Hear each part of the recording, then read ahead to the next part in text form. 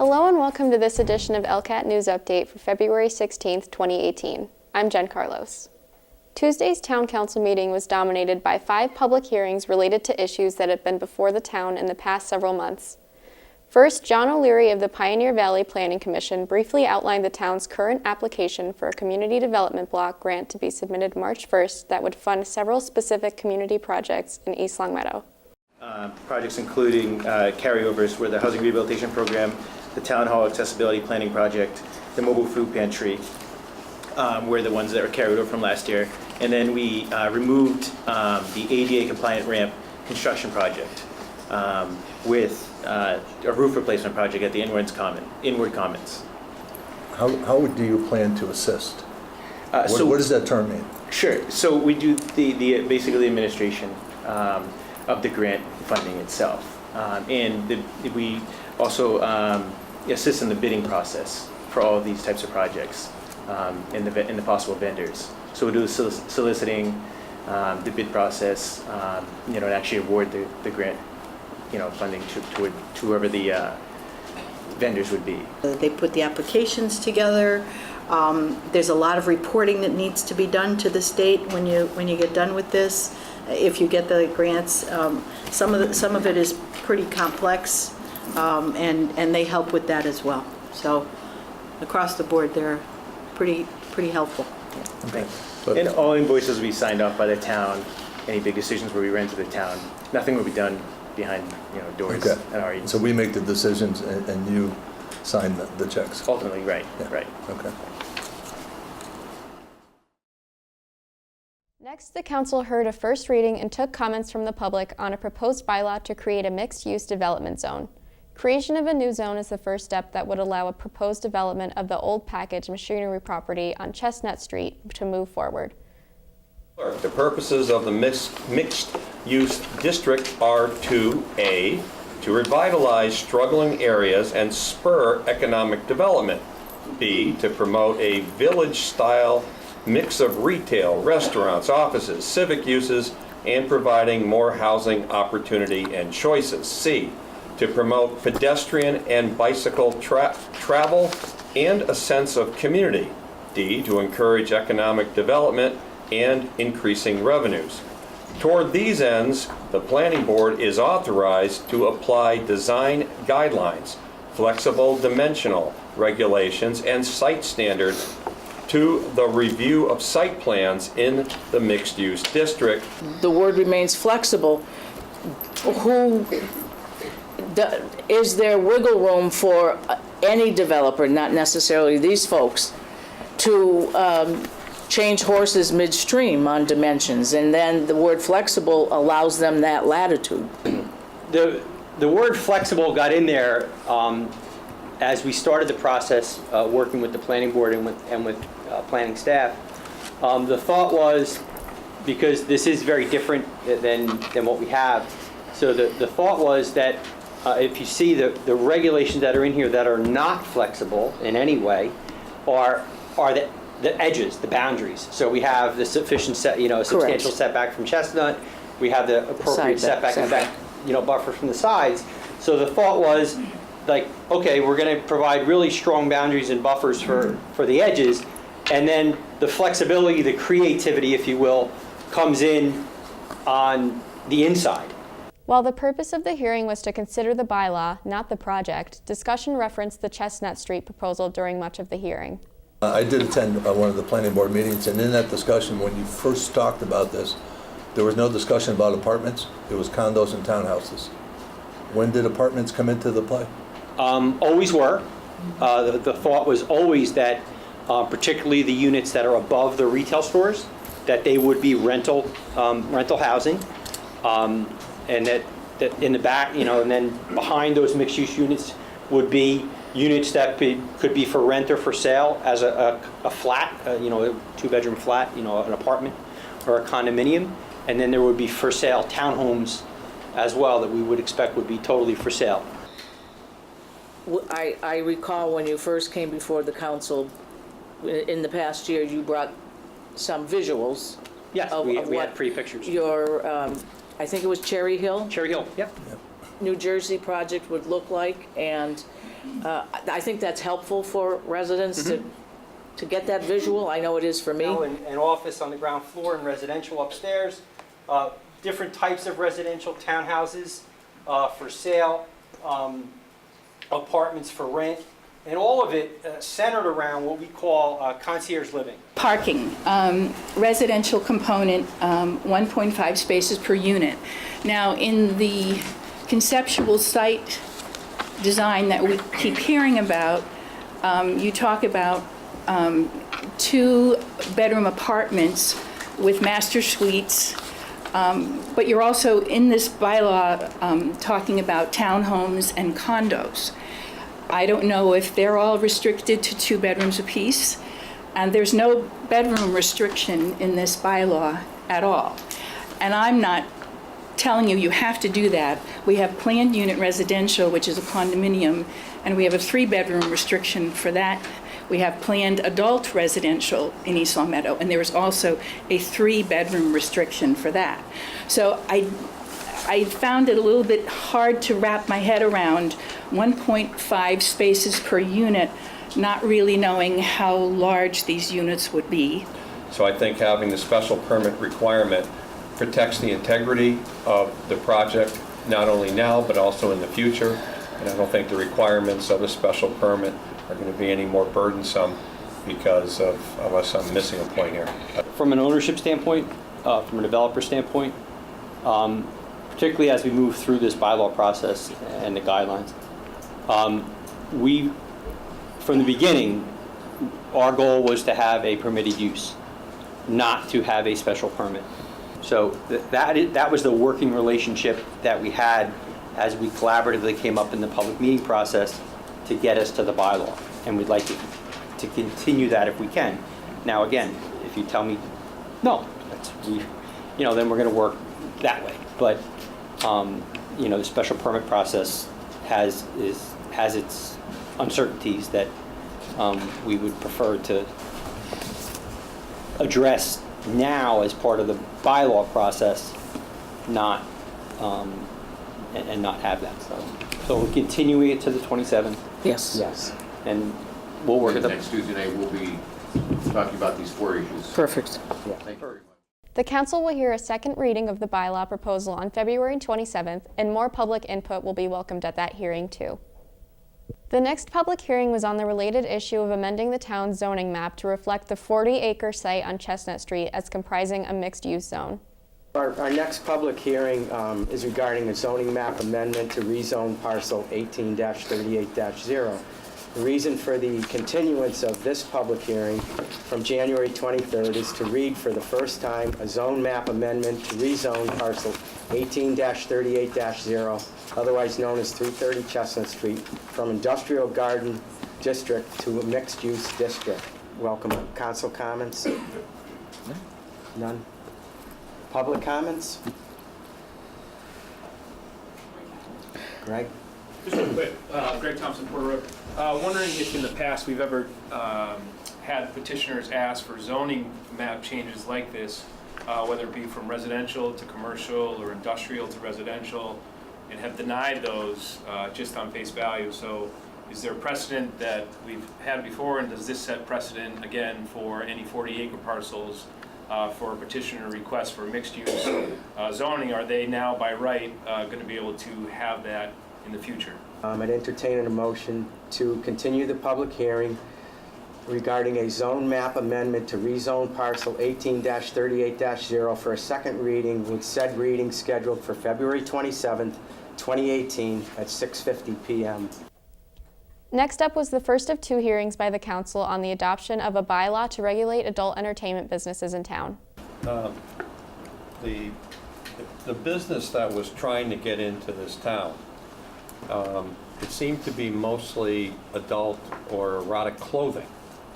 And so it suggests by this bylaw, and unless I'm missing a point, that if a business like this, or a modern day, dating myself with this Fredericks of Hollywood comment, but that type of business decided to come into East Long Meadow, I don't see it necessarily falling in here unless they offered Other things. sex toys, videos, and so forth.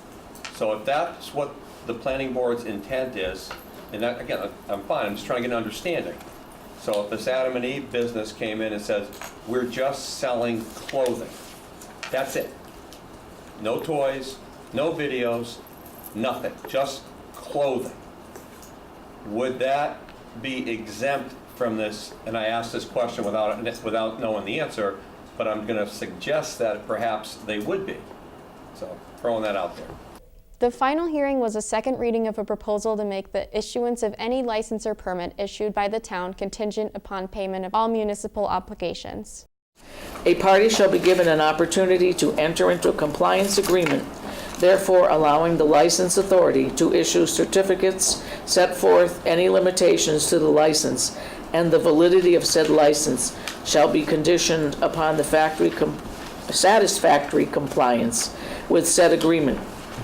Failure to comply with said agreement shall be grounds for suspension, modification, or revocation of said license, provided, however, the party in breach is given a hearing as set forth in section 5B above.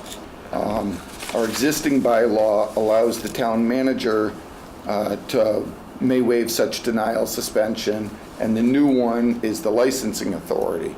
I don't know if that was done on purpose, switching from the town manager to the licensing authority. When the change was made from selectmen, language of the selectmen was changed to town manager, because the town manager took over the majority, if not 99% of the duties of the Board of Selectmen. However, the charter provides that the licensing authority, the one who's responsible for issuing the licenses, is the council, and the manager has no authority to approve or disapprove licenses for fees that are unpaid, because he is not the licensing authority. So that was the reason that it's changed to council. In other business, the council approved submission of a statement of interest to the Massachusetts School Building Authority by School Superintendent Gordon Smith for a roof replacement at Meadowbrook School. Submitted to for the renovation project of doors and windows at Meadowbrook. Actually, we put all three in last year. And Windows, the roof was doors, turned and down? roof. Yeah. And unfortunately, or fortunately, we'll go with the positive, fortunately, we were accepted into the program for windows and doors. However, they had so many applications at the time that they increased their threshold of the age of roofs and moved it from 20 years to 25. Our roof this year is 25 years old. Oh, boy. So, Happy birthday. thank you.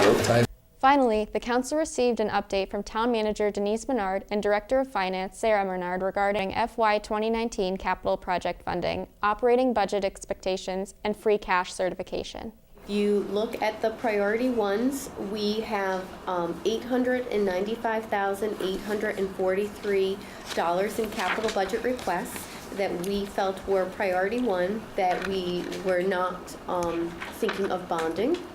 And then we have 3 additional projects that we also listed as priority one that we would designate for bonding. Those 3 projects total $5,504,695 for a total capital projects of $6,400,538 that we considered priority one compared to all of the projects that were submitted. To board members. Planning board, Board of Ed. So I did want to just remind everybody of that, and that increase in budget is $46,641, and of that, $35,000 is town council stipends. And the last bit of information that I wanted to bring forward, and I know a lot of the town council members received this via email, but I know our citizens did not necessarily know this, but our free cash was certified. And so our free cash for the general fund was certified at $4,570,217. Please note that of that, $2.5 million is the free cash that we did not spend in prior year, which therefore carried over into this year. So guess what Sarah's going to ask about I know what's coming next. So the next meeting, I saw that email. I will be asking for OPEB.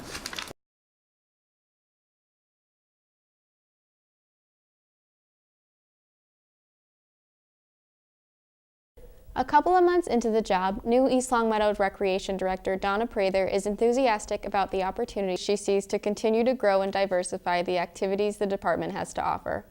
ELCAT's Anthony Santinello recently sat down with Prather to learn a little bit about her background and her ambitions for the town's recreation programs.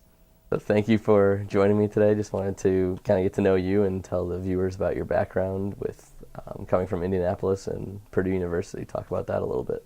Okay, great. Thanks for meeting with me. I grew up on a farm just north of Indianapolis, and Purdue was in my backyard. So of course I wanted to go to Purdue.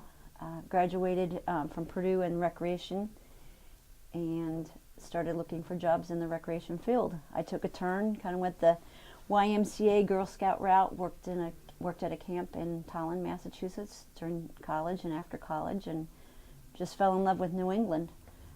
Circumstances sent me back to Indianapolis, and I worked for the Indy Parks and Rec for 18 years.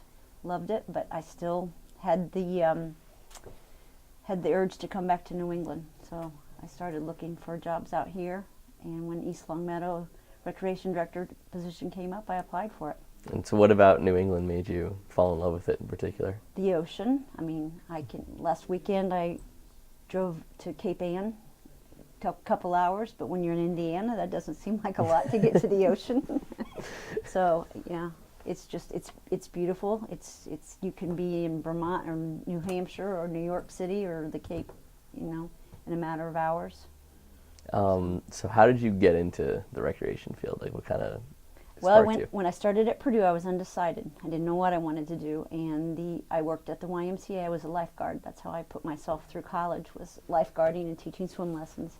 And the aquatic director at the YMCA where I worked had a degree in recreation.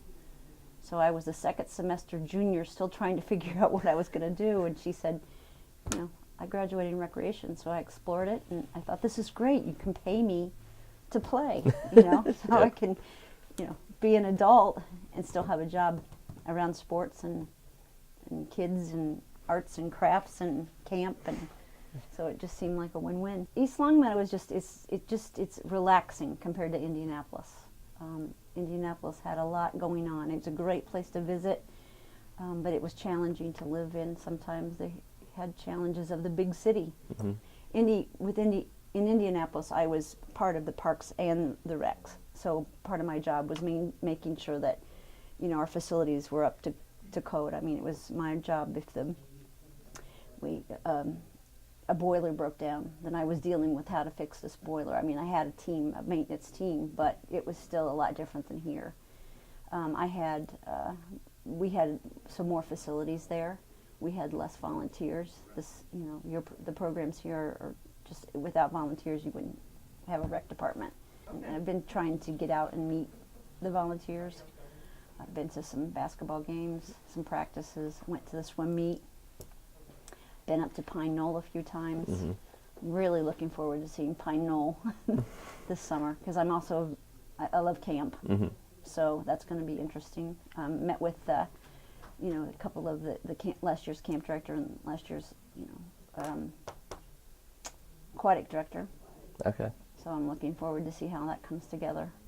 The team and I are working together. We're doing the Three Musketeer thing right now because we're all kind of learning new roles, and that's been fun. We go on field trips. Let's go on a field trip to Pine Knoll. Let's go on a field trip to Brown Farm. We've been to all the schools. I'm trying to meet all the principals. Just put a face and name with people.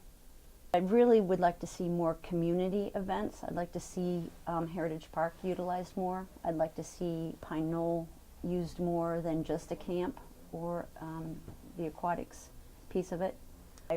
I know I'm still learning, but I see a lot of youth programs, and I'd like to see a lot more age groups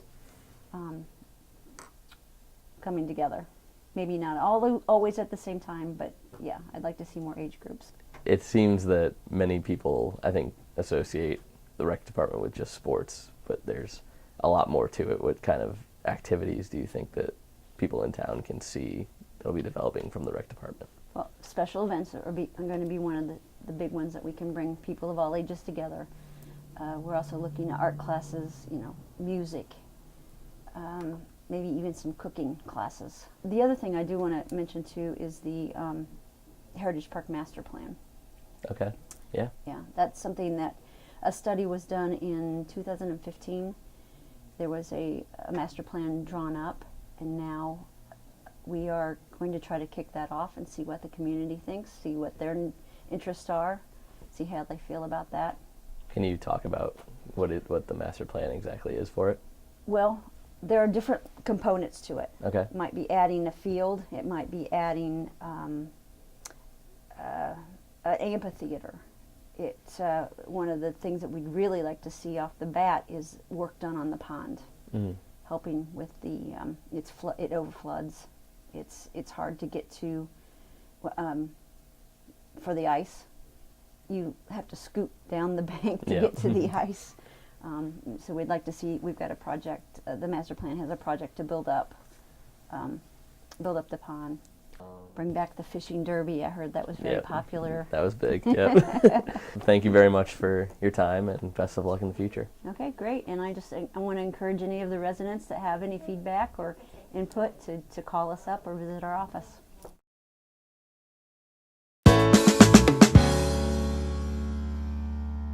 And for library learning, there are a few exciting events coming up this month. On Saturday, February 17th at 2 p.m. is the Victorian Lady. Candy Carl performs a one-woman show that is a combination of fashion, history, storytelling, and humor about the life and etiquette of women during the Victorian and Edwardian eras. Through her stories and anecdotes, she takes her audience on a journey back in time using clothing and accessories.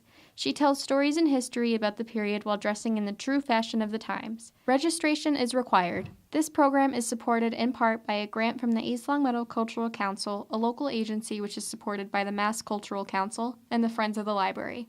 On Wednesday, February 21st, from 10:30 a.m. to 11:15 a.m., the library is hosting a Zumbini session. Zumbini combines music and movement to create the ultimate bonding experience. Sing, dance, and play together while developing your child's social, cognitive, emotional, and motor skills. This is designed for children ages 4 and under and their caregivers. Please register in advance as space is limited. Also on February 21st, there will be a slime making workshop. This event for grades 3 and up will teach children about slime, and then they can make their own. Please register in advance as space is limited. And on Thursday, February 22nd, is a movie matinee and picnic from 12 to 2:30 p.m. Bring your lunch and a blanket to the library and have a picnic while watching Despicable Me 3 on our big screen. This film is rated PG and all ages are welcome with a caregiver. That's it for ELCAT News this week. I'm Jen Carlos. Thanks for watching. We'll see you next time.